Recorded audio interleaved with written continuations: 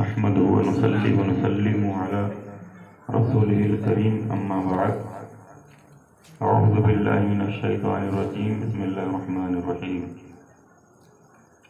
إنا أنزلناه في ليلة القدر صدق الله مولانا العظيم وبلغنا رسوله النبي الكريم وعلى ذلك لمن الشاهدين والشاكرين والحمد لله رب العالمين.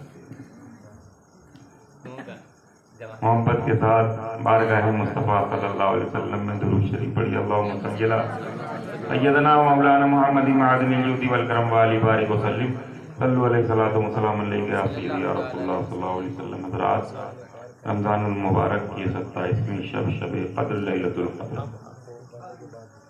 اللہ تبارک و تعالی ہم سب کو اس مقدس اور پاک رات کی سعادت نصیب فرمائے اور اس کی کیا شان نزول ہے، یہ رات ہمیں کیسے ملی. بس آپ حضرات کو یہ حسین واقعہ میں آپ کے ذہن تک پہنچانے کی کوشش کروں گا. اور اس سے پہلے دو شعر حضور تاجدار اہل سنت سرکار حضرت سیدی مولانا مصطفیٰ رضا خان مفتی اعظم علیہ الرحمہ کے قلم پاک سے نکلے ہوئے دو شعر حضرات کے حوالے، اور بہت کچھ سنا اور بہت کچھ انشاءاللہ تعالی سنتے رہیں گے. لیکن ایک جو اصل ہے وہ آپ تک پہنچاؤں، اس کے بعد پھر جو ہے ان باتوں کو رکھوں کہ سمجھداری کے ساتھ کام لیجئے اور جو حق کی صدا ہے وہی ہمیشہ کامیاب ہوتی ہے، جو حق ہوتا ہے. اور حق آپ نے سنا نا کہ حق علی مولا علی، حضرت علی کے ساتھ حق لگا کیونکہ وہ حق والے تھے. اور پھر آئیے حق حسین مولا حق کے ساتھ رہے. اور پھر سرکار غوث اعظم، سرکار غریب نواز، یہ سب حق کی ہی تو بولی بول رہے تھے. سبحان اللہ. اور جو حق کی بولی بولے گا اللہ تعالیٰ اسے دنیا اور آخرت میں سربلند فرمائے گا. سبحان اللہ. اور حق کی صدا سرکار اعلیٰ حضرت رضی اللہ تعالیٰ عنہ کی ذات. اور آج کے وقت میں اگر کوئی حق کی صدا بلند ہے تو اس کو کہیے حق کی صدا سنابل. بالکل حق ہے، اس میں کہیں کوئی گنجائش نہیں. آدمی چاہے جو باتیں کرتا رہے. ہم حضرات خانقاہ حشمتی سن لیجئے آپ کے لیے لڑ رہی ہے، آپ کے عقیدہ اور ایمان کے لیے لڑ رہی ہے. باقی ماننا نہ ماننا یہ سب آپ کے اوپر ہے. بہرحال موضوع یہ نہیں ہے، موضوع یہ ہے کہ یہ جو مقدس رات کا نزول ہوا، شان نزول شب قدر ہے کہ آخر کس وجہ سے ہمیں یہ حسین رات ملی. دو شعر سنیے، اس کے بعد جو ہے میں اپنی بات کو آگے رکھوں. کہ وقت خفتہ نے مجھے روزے پہ جانے نہ دیا. وقت خفتہ نے مجھے روزے پہ جانے نہ دیا. چشم دل سینے، چشم دل سینے کلیجے سے لگانے نہ دیا، وقت خفتان وقت خفتان۔ بڑا پیارا شعر ہے حضرات، سنیے سرکار مفتی اعظم ہند کون ہے؟ ایک غلام ہے، وہ سرکار اعلیٰ حضرت رضی اللہ تعالیٰ عنہ کی چوکھٹ پر آپ کی بارگاہ میں آپ کی مزار شریف پر روزانہ جاتا تھا اور رات کی تاریک میں اندھیرے میں رہا کرتا تھا، اور اسے یکایک جو ہے ایک روشنی نمودار ہوتی تھی اور اس سے پورا جو ہے آپ کی کاستانہ مبارک روشن ہو جاتا تھا، چمک جاتا تھا۔ وہ روزانہ اس منظر کو دیکھتے تھے۔ ایک دن جو ہے اس کا ذکر سرکار مفتی اعظم ہند کی بارگاہ میں کیا کہ حضور کوئی ایسی روشنی نمودار ہوتی ہے جس سے سرکار کا آستانہ مبارک پورا جگمگا جاتا ہے۔ سرکار مفتی اعظم ہند نے فرمایا کہ چلو آج کی رات میں بھی اس کو جو ہے ملاحظہ فرماؤں گا۔ حضور مفتی اعظم ہند سرکار جب پہنچے تو دیکھا تو وہ روشنی جب چمکی تو ولی کی نگاہ نے ولی کو دیکھ لیا، سبحان اللہ۔ عام آدمی کے بس کا نہیں تھا، لیکن ولی کی نگاہ نے ولی کو دیکھا۔ حضور مفتی اعظم ہند عرض کرتے ہیں کہ حضور ضیاء الدین مدنی رحمت اللہ تعالیٰ علیہ، سبحان اللہ، آپ یہاں تشریف لاتے ہیں مدینہ شریف سے، کہیے سبحان اللہ۔ سرکار اعلیٰ حضرت کی بارگاہ میں حضور ضیاء الدین مدنی رحمت اللہ تعالیٰ علیہ روزانہ جو ہے رات میں تشریف لاتے تھے سرکار اعلیٰ حضرت کی زیارت کے لیے، سبحان اللہ۔ سرکار مفتی اعظم ہند نے عرض کیا کہ حضور میں دنیا کو یہ خبر کر دوں گا، میں دنیا کو یہ بتا دوں گا کہ حضرت مدینہ شریف سے چل کر تشریف لاتے ہیں۔ حضور ضیاء الدین مدنی رحمت اللہ تعالیٰ علیہ نے فرمایا کہ اے مصطفیٰ رضا خان میرے راز کو راز رہنے دینا، اسے جو ہے لوگوں کو نہ بتانا۔ حضور مفتی اعظم ہند نے فرمایا عرض کیا حضور میں بتا دوں گا۔ تو حضور ضیاء الدین حضرت ضیاء الدین مدنی رحمت اللہ تعالیٰ علیہ نے کہا کہ اے مصطفیٰ رضا خان، اے مفتی اعظم ہند، اے تاجدار اہل سنت، اگر تم میری بات یہاں لوگوں کو بتاؤ گے تو میں مدینہ شریف میں بھی جا کر بتا دوں گا کہ مفتی اعظم ہند روزانہ سرکار مصطفیٰ صلی اللہ علیہ وسلم کی مزار شریف میں آتے ہیں زیارت کے لیے، سبحان اللہ۔ یہ وہ کنیکشن ہے حضرات، یہ کیا کنیکشن ہے؟ مدینہ شریف سے بریلی شریف، بریلی شریف سے مدینہ شریف۔ وہ سرکار مفتی اعظم ہند عرض کرتے ہیں کہ میرے اعمال کا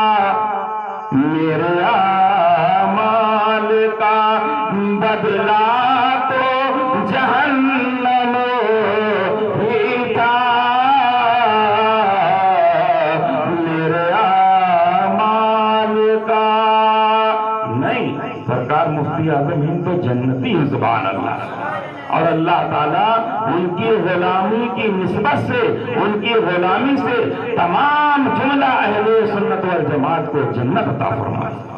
میرے اعمال انکساری خاکساری، یہ دیکھیے سرکار کا کہ میرے اعمال کا بدلہ تو جہنم ہی تھا،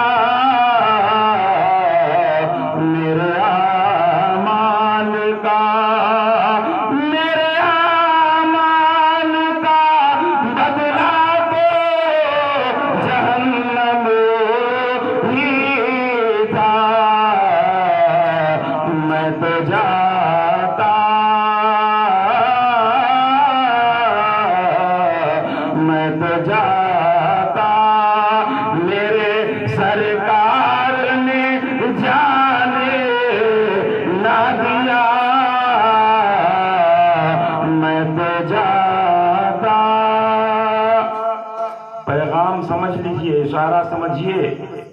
सरकार मुफ्ती आजम इन्हें फरमाते हैं जन्नत किसके सदके मिलेगी?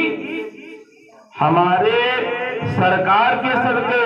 तभी आला हजरत सरकार ने फरमाया है कि आज ले इनकी पनाह, आज मदद मांग इनसे, कल न मानेंगे, कयामत में अगर मान गया उन्हें जाना, उन्हें माना। किन्हें जाना? बोलो बोलो, किन्हें जाना? अपने सरकार को जाना, उन्हें जाना, उन्हें माना, न रखा गैर से काम। लिल्लाहिल हम्द में दुनिया से मुसलमान गया, लिल्लाहिल हम्द में दुनिया से मुसलमान गया। दुरूद शरीफ पढ़िए, अल्लाहुम्मा सल्ली अला सय्यदना मौलाना मुहम्मद मादनी जोदी वल करम वाली बारिक वसल्लम सल्लल्लाहु अलैहि। शान नुज़ूल हज़रात, मैंने जुमा में मुख्तसर से आपको बताया था, वो बुजुर्ग का नाम हजरत समी अलून रज़ी अल्लाह ताला अन्हु, बनी इसराइल। आप थोड़ा समझिए, सुनिए, देखिए, अपनी अजमतों को पहचानिए कि हम उम्मत मुस्तफ़ा हैं। अल्लाह ताला ने हमें कितना बुलंद बनाया, कितना बुलंद फरमाया। हजरत समी अलून रज़ी अल्लाह ताला अन्हु 1000 साल की उम्र, कितनी नहीं, 1000 लोगों पर तन्हा गालिब रहते थे। कितना? 1000 लोगों पर तन्हा गालिब रहते थे जंग के मैदान पर। सुभान अल्लाह। ऐसे मुजाहिदे इस्लाम, और आपके तक़वे का ये आलम था कि आप रोजाना रोजे से रखते थे। सुभान अल्लाह। दिन भर रोजा, रातों में 1000 रकात नमाज़े नफिलें पढ़ना, दिन में जो है रोजे के साथ साथ हजारों दिरहम सदका करना, ये मामूल आपका रोजाना का था। और आज तो जो एक को रोजा नहीं रखता, एक को टाइम की नमाज नहीं पढ़ता, वो सबसे बड़ा मुफ्ती बना बैठा है। अल्लाह ताला ऐसे लोगों से हमें बचाए और हक वालों का साथ हमें अता फरमाए।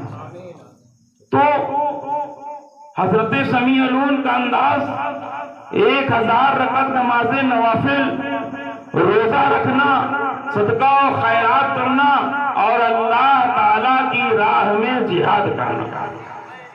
तो जब जो है दुश्मन आप पर गालिब ना हो सका, तो उसने एक तरकीब निकाली कि इनको इनकी बीवी से जो है कत्ल कराया जाए। अब उस बीवी को जो है उन लोगों ने ये समझाया, अपनी तरफ किया कि हम तुम्हें रानी बना देंगे, बहुत दौलत देंगे, बहुत जो है कुछ दुनिया का अता कर देंगे, तुम इनको हमारे हवाले कर दो। तो हजरात, तो उस बीवी ने, उस बदबख्त ने क्या किया कि आपको एक रात जब आराम करने लगे तो उसने आपके जिस्म को जिस चारपाई पे लेटे हुए थे उस पे जो है रस्सियों से जकड़ दिया। जब रस्सियों से जकड़ दिया और आप जब नींद से बेदार हुआ तो देखे, तो अपने आप को जब बंधा पाया तो अल्लाह अकबर की सदा बुलंद फरमाई और इतनी जोर से ताकत आपने लगाई कि वो रस्सियां जो है सारी की सारी टूट गई। और आप जलाल में थे, आपने पूछा कि किसने किया? तो बीबी फौरन बदल गई।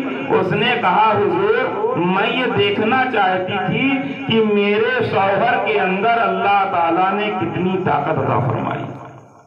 आपने बात पर तवज्जो न दी। उसके बाद फिर एक वक्त आया, उसके बीवी को जब मौका मिला, वो आप आराम कर रहे थे, तो दोबारा उसने जो है बजाय रस्सियों के जंजीर से लोहे की जो है आपके जिस्म को जकड़ दिया। जब दोबारा आप बेदार हुए, अपने जिस्म को जकड़ा हुआ पाया, फिर आपने ताकत लगाई और उस लोहे की जंजीर के बंधन को आपने तोड़ दिया। और उसके बाद बीवी से कहा, ये बीवी तुम क्या चाहती हो? तुम मेरी ताकत का अंदाजा कैसे लगाना चाहती हो? आपने कहा कि तुमने देखा नहीं, मैंने रस्सियों को भी तोड़ दिया, मैंने लोहे की सलाखों को भी तोड़ दिया। मेरे अंदर एक कमजोरी ये है कि मेरी जो जुल्फे, यानी आपकी जो जुल्फ थी वो काफी लंबी थी और تقریباً پیروں کو جو ہی چھو جاتی تھی، اتنے بڑے بڑے بال تھے. تو آپ نے کہا کہ اگر مجھ کو میرے کوئی بالوں سے جکڑ دے تو پھر میری طاقت جو ہے کام نہیں آتی. اس کو موقع ملا، تیسری مرتبہ جو ہے اس بیوی نے، اس بدبخت نے، جو اس دنیا دار نے اپنے شوہر کو جو ہے اسی آپ کے گیسو سے، زلف سے، بال شریف سے جو ہے آپ کو جکڑ دیا. اور اس کے بعد آپ نے بڑی کوشش کی، طاقت جو ہے نہ مل پائی. بہرحال جیسے ہی آپ جو ہے اپنے آپ کو جو ہے نہ چھڑا پائے، اس بیوی نے فوراً جو ہے دشمنوں کو بلایا اور ان کے حوالے اپنے شوہر کو کر دیا. واقعہ بڑے لمبا ہے، المختصر یہ سماعت کریں کہ بڑے دردناک طریقے سے دشمنوں نے جو ہے اس اللہ کے پیارے ولی کو جو ہے شہید کیا. شہید کرنے کے بعد جب میرے آقا علیہ السلام نے اس واقعے کو مسجد نبوی میں صحابہ کرام کے سامنے سنایا تو صحابی رسول نے عرض کیا، صحابہ نے عرض کیا، یا رسول اللہ، کیا بنی اسرائیل کے لوگ ہم سے عبادت میں آگے نکل جائیں گے؟ ابھی یہ بات چل ہی رہی تھی کہ اللہ تبارک و تعالیٰ نے شب قدر کی رات جو ہے وہ نزول فرما دیا، شب قدر کا کو نازل فرما دیا اور یہ سورہ نازل فرما دی، اِنَّا أَنزَلْنَاهُ فِي لَيْلَةِ الْقَدْرِ، یعنی یہ رات قدر کرنے والی ہے، یہ لیلۃ القدر کی رات ہے. اور اللہ تعالیٰ فرماتا ہے، اللہ تعالیٰ کے پیارے حبیب فرماتے ہیں کہ رب نے فرمایا میرا امتی اس رات کو جو ہے عبادت کرے گا، اللہ تبارک و تعالیٰ اسے 1000 مہینوں کی عبادت سے زیادہ ثواب عطا فرمائے گا. تو حضرات یہ بڑی مقدس اور پیاری رات ہے، اور آیا ہے کہ شب قدر کی رات قرآن مجید کا بھی نزول ہوا تو اس سے بھی نسبت حاصل ہے، کیونکہ قرآن مجید کا آنا شب قدر کی فضیلت کو بلند کر دیا. قرآن مجید کا آنا، رمضان المبارک کی برکتیں بڑھ گئی، تمام مہینوں پر رمضان المبارک کو فضیلت حاصل ہو گئی، کیونکہ یہ جو ہے قرآن مجید آ رہا ہے، اللہ کا کلام آ رہا ہے. ایک ایک لمحہ قیمتی ہو گیا، ایک ایک دن قیمتی ہو گیا، روزہ جو ہے نعمت والا ہو گیا، روزہ فضیلت والا ہو گیا. یہ قرآن مجید کے نزول کا جو ہے فیض ہے کہ اللہ کا کلام امت مصطفیٰ پر جو ہے نازل کیا جا رہا ہے. لہذا وہ مہینہ، وہ رات، وہ لمحہ، جس رات، جس مہینے، جس لمحہ قرآن مجید کا نزول ہوا، اللہ تعالیٰ نے اسے برکت والا بنا دیا، اسے شان والا بنا دیا. تو حضرات محترم اب مل کر کہہ لیجئے، جب قرآن آنے سے شان بڑھ رہی ہے اس ماہ مبارک کی، تو جو صاحب قرآن آ رہا ہے، جو قرآن لے کر آ رہا ہے، ربیع الاول شریف میں آ رہا ہے، اس ماہ ربیع الاول شریف کا کیا مقام ہوگا، اس صاحب قرآن کا کیا مقام ہوگا. اللہ تبارک و تعالی ہم سب کو کہنے سننے سے زیادہ عمل کی توفیق و رفیق عطا فرمائے. وقت زیادہ ہو رہا ہے، لہذا تمامی حضرات سے میری گزارش ہے کہ بعد جو ہے صلاۃ و سلام آپ حضرات جو ہے مسجد میں ہی ٹھہریے، نماز نفل ادا کریے. بلکہ ایک بات اور سن لیجیے حضرات، یہ بزرگوں کا فیض ہوا کرتا ہے.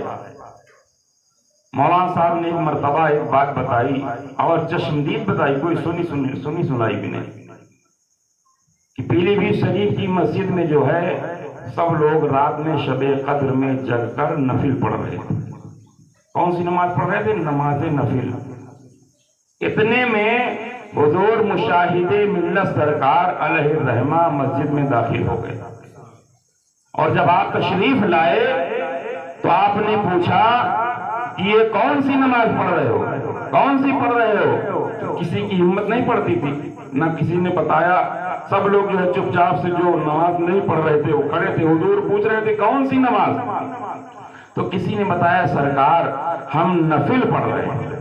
اب آپ جلال میں آ گئے، آپ ناراض ہو گئے، آپ غصے کے عالم میں ہو گئے. آپ نے کہا کہ تم سے یہ نماز کون پڑھوا رہا ہے؟ تو حضور ادریس ملت جو ہے نماز پڑھوا رہے تھے. سب سے سرکار ادریس ملت پڑھا رہے تھے. تو حضور مشاہدے ملت نے کہا اے ادریس ان کو کیا کرا رہے ہو؟ کہا حضور نماز نفل پڑھ رہے ہیں، نماز نفل پڑھائی جا رہی ہے۔ تو حضور مشاہدے ملت نے فرمایا بزرگوں کا قول دیکھیے، بزرگوں کا فرمان، بزرگوں کے در کا فیض۔